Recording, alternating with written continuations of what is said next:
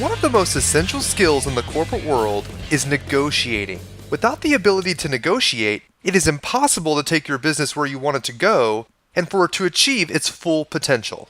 Well, our guest today specializes in hostage negotiations, and he's going to tell you why negotiating with other corporate executives is like negotiating with a kidnapper. Not only that, he's going to give you the tips, tricks, and tools to come out of those negotiations on top. Keep it locked because you do not want to miss today's kick-ass guest. Welcome to this edition of Peak Performance Podcast with your host, Thor Conklin. Thor will be sharing the necessary tools, strategies, and psychology you'll need to become a peak performer in any area of your life or business. Thor Conklin here. We give you the tricks, the tips, the tools, the strategy, the technology, and the psychology peak performers use in order to get more done and execute at the highest level. If you know what to do but struggle with getting it all done, or simply want to raise your game to the next level, this podcast is for you. Sit back and enjoy. Today's guest is Chris Voss, the founder and CEO of the Black Swan Group Limited and author of Never Split the Difference, Negotiating as if your life depended on it. Chris has used his many years of experience in international crisis and high-stakes negotiations to develop a unique program and team that applies these globally proven techniques to the business world. Prior to 2008, Chris was the lead international kidnapping negotiator for the Federal Bureau of Investigation, as well as the FBI's hostage negotiation representative for the National Security Council's Hostage Working Group. During his government career, he also represented the U.S. government at 2 international conferences sponsored by the G8 as an expert in kidnapping. Chris also served as the lead crisis negotiator for the New York City division of the FBI and was a member of the New York City Joint Terrorist Task Force for 14 years. Finally, Chris was the case agent on cases like TerrorStop, the TWA Flight 800 catastrophe, and negotiated the surrender of the first hostage taker to give up in the Chase Manhattan bank robbery hostage taking. With a background as long and as illustrious as that, you are definitely going to want to hear what Chris has to say about negotiating. Chris, thank you so much for joining us today. I know the audience is going to get so much out of today's episode. You know, it's really interesting the way you and I connected. I got a frantic phone call one night from Joe Williams. He is probably one of the best public speaking coaches in the country. And he's like, Thor, I just heard this podcast. Chris Voss was on it, and you've got to get him on your podcast because I want to hear more. I'm like, okay, calm down, Joe.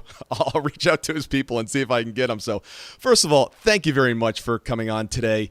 And I do know that they're going to get so much out of it because you are absolutely amazing. Yeah, man, absolutely my pleasure. Thank you for having me on. Well, thank you. And just a note to the audience as well today. Normally I tell you, do this during dot time, doing other things, right? You could be out running, you could be driving the car, doing whatever.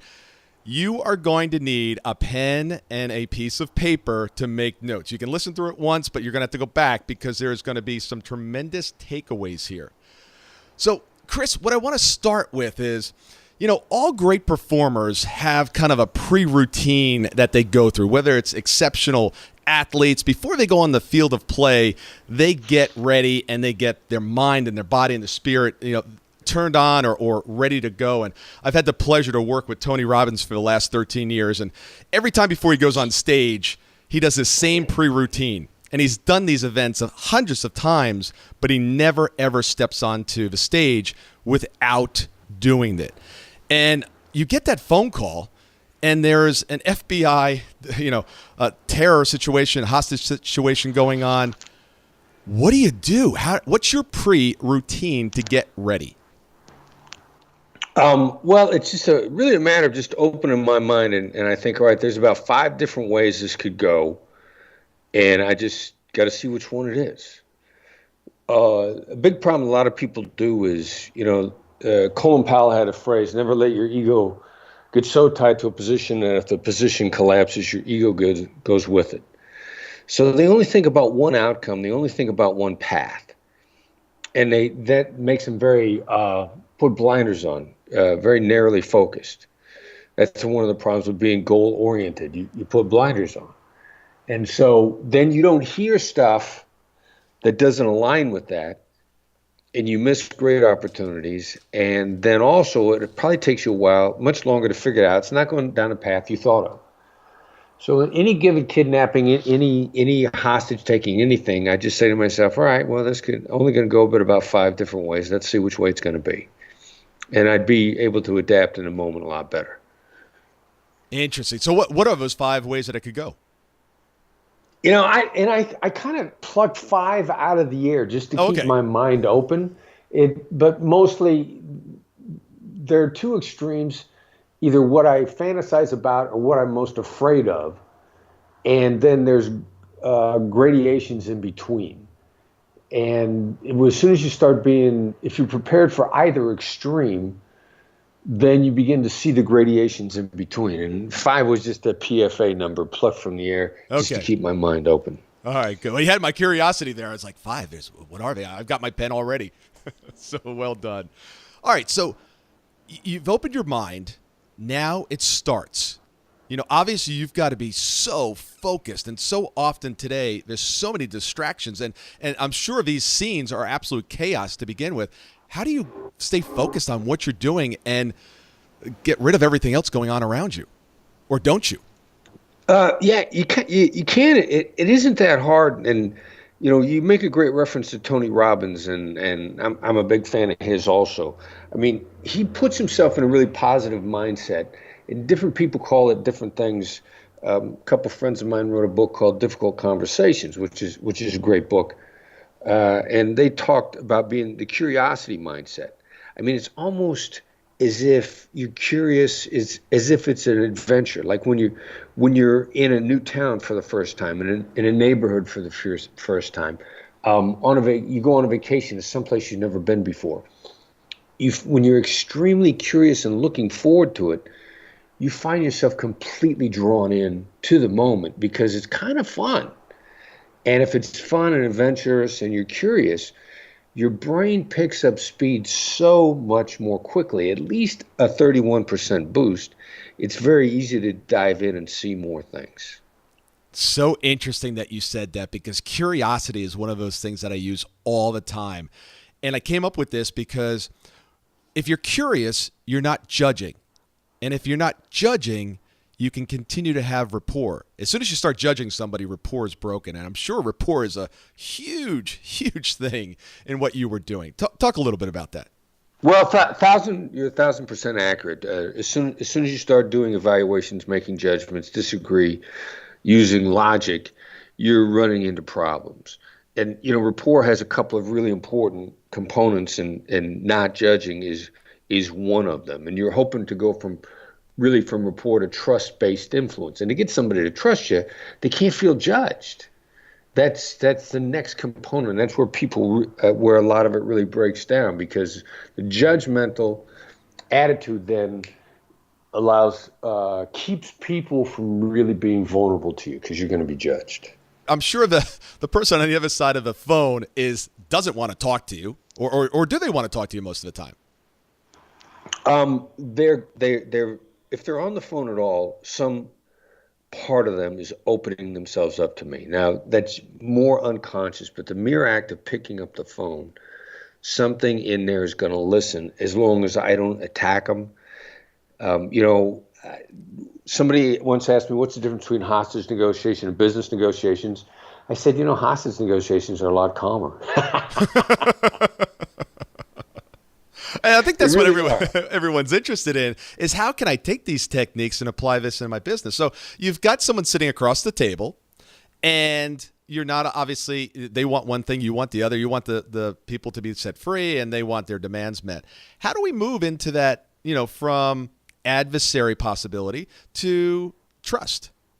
The big problem is people sit down at the table determined to make their point. And so if you're trying to make your point, I'm trying to make my point, we're going to get continually mad at each other because nobody's listening. I mean, that's why, the name calling, the people storming out of negotiations, that happens in a business world all the time. People figure that hostage negotiations have to be worse. It's the opposite. If we're to sit down with the intent on listening intensely from the very beginning to figure out where the other person is coming from, people calm down remarkably fast, and actually you get to trust-based influence really fast, taking the indirect route. You want to go first? Okay, you're going to go first, and I'm going to draw it out of you. And we're going to get into a productive dialogue and get this solved far faster than most business people do. Interesting. Any techniques for effective listening? The first thing is I'm going to try to echo what you're saying as early as possible. Echo it, be a sounding board, reflect it. We've got specific terms for that. We call it labeling. Give a verbal identification of what you're saying. I'm going to try to make you feel heard as soon as I can. And the sooner you feel heard, the sooner you really start opening up to me. There's a friend of mine here in Los Angeles, Ned Colletti, former general manager of the Los Angeles Dodgers. He took him to worst to first in his first season as manager. Ned likes to say, within every conversation, there's 90 seconds of solid gold. You got to listen to get it out of them. And so I'm listening for that solid gold. So you're in the negotiation, you're going back and forth, and I know that you use language very specifically. The words you choose are not by circumstance. They're in a particular order. And I know you have one phrase that you love to use in negotiations. Share that with the audience. Well, a lot of it is timing. I mean, there's certainly more than one. I mean, the label thing that we like to do is I like to say, look, it sounds like. Now, if I say it sounds like, that immediately puts your brain into contemplation process, because now you're thinking about what I'm getting ready to say, as opposed to what a lot of people like to say is what I'm hearing is. Now, the problem with saying what I'm hearing is few of us realize how self-centering the word I is. And if I use the word I, that pulls you out of the contemplation process. I've already started to defeat myself. When I say I'm more interested in what I hear as opposed to what you're thinking. So I'm going to say, look, it sounds like this really troubles you, as opposed to asking you a question and saying, like, what about this troubles you? And as soon as I do that, I trigger the process. I've got a client that actually refers to that as unlocking the floodgates of truth-telling. Because if I can put you in a contemplative process and I can get, your mouth connected with your brain, you're going to start giving me some really unvarnished, honest stuff. And that's what I'm trying to do. I'm trying to drop the barriers between your thought process and what comes out of your mouth. And I'm trying to get some really unvarnished stuff. So I'll do it with just those specific choice of words. I'll use me as a guinea pig here. So I'm always trying to figure out what's important to the other side. So I'm always asking questions. What's important to you in this process? And then I'll tell them what's important to me, not to hide my cards, but to actually put my cards on the table and say, I would love to do this, but my issue is I'm having a problem doing this because if I do this, this is what's going to happen to me. I'm almost exposing my cards. Good technique, bad technique? Well, there's two things I like about that a lot. The first thing is, regardless of word choice, because anybody can always wordsmith. But the more important, as they say in a business, culture is more important than strategy. The culture you're creating in that conversation is a collaborative culture. Yes. And so that becomes more important than strategy. And you're asking for help. You're trying really hard to collaborate with the other side. That's the main thing about that. And I'm going to ask you to walk through that one more time because there's something else that I really liked in it, and I can't remember what it is. Yeah, no problem. So I use questions to ask what they're looking for because I don't want to just throw darts at a dartboard. Tell me what's important to you. What are you looking to get? And what issues do you have? And then I'll share my side that this is what I'm looking to get out of this. Here's the other part about that I really like. And it's the whole issue of whether or not you can hide cards or should show cards. Yeah. Now, we try to teach people, look, if they can't make you say yes, and they can only make you say yes if you willingly allow them to take you hostage. If they can't force a deal on you, and in reality, we live in a first world. Nobody can really force a deal on us. I mean, homeless people in the U.S. are better off than most of the people in the developing world. Yes. So, the reality is the streets are paved with gold in the United States. But if they can't make you say yes, then you can reveal everything. And because they can't make you say yes. You can't make me say yes to this deal. I've got no reason to hold things back. Additionally, the cards that you're talking about, which most people think of as weaknesses, they say, if I reveal this to them, they'll have leverage. That's your attitude. You can also say, I have a problem, and if you don't solve this problem for me, then we can't make the deal. Yeah. Weaknesses can be strengths based completely on your attitude towards them. And your whole approach in being willing to show your cards is you said to yourself in advance, if they can't fix my problems, I'm not making a deal. So you've refused to take yourself hostage. Exactly. Well, thank you. I'm feeling good. I'm standing taller actually right now. Chris said I had a good concept, and it's just the way I like to deal with people. I want to be open and transparent. So that also tells you a lot about the person you're dealing with. When you are open and transparent first, and they refuse to be, you now have just got a huge amount of information on whether or not you want to deal with this person at all. And I remember listening to you, and you're saying you're always looking for more information. So what are some of the ways you get that information? Well, you let some person talk in general terms with the labels, because there's going to be information there's the hiding of cards that you talked about. Then the other thing too is, by definition, there's going to be stuff that information they're sitting on that they have no idea is important. The really innocuous stuff. That's why, this approach of just getting someone talking in a very unguarded fashion and developing rapport is much better than understanding how all the different ways that people lie. Because for you to lie, you have to know it's important. Now that at most is only 50% of the information I need to get out of you. There's a lot of stuff you have no idea it's important, therefore you're not going to lie. And if I'm only looking for lies, I'm not going to see that. So we need to get a really good conversation, unvarnished, going through rapport as opposed to through gotcha, where you say stuff that until you said it, neither one of us knew it was important. Interesting. Now I'm going to need a story. Is there a story that you can share that, hey, they didn't think it was important, but it was so valuable to you? Well, there's a woman I'm coaching, a filmmaker here in Los Angeles, and she's got an investor who wants to invest in a film that she's going to make, but the investor is also a wealthy person, wants to play not just the title character, but play her twin sister. And you see this in movies every now and then. In The Social Network, one actor played both the Winklevoss twins in that movie, and I think every actor at some point in time wants to play opposite themselves. It's a great challenge. I'm going to play me and my twin brother with completely different personalities. So if this woman does this as an investor, it blows the budget of the film. And my filmmaker says, I can't accept this deal, and I can't pass on the deal, and I don't know what to do here. And I said, just get on the phone and get her talking. See what you can find out. She said, well, what good is that going to do? I said, never mind what good it's going to do. Get her on the phone and get her talking. She finds out that this woman has a lot of other funding and has had another idea and owns a castle in France. And they can shoot at the castle in France for no location fees, which now makes the second film a possibility, and she's now got a 2-picture deal.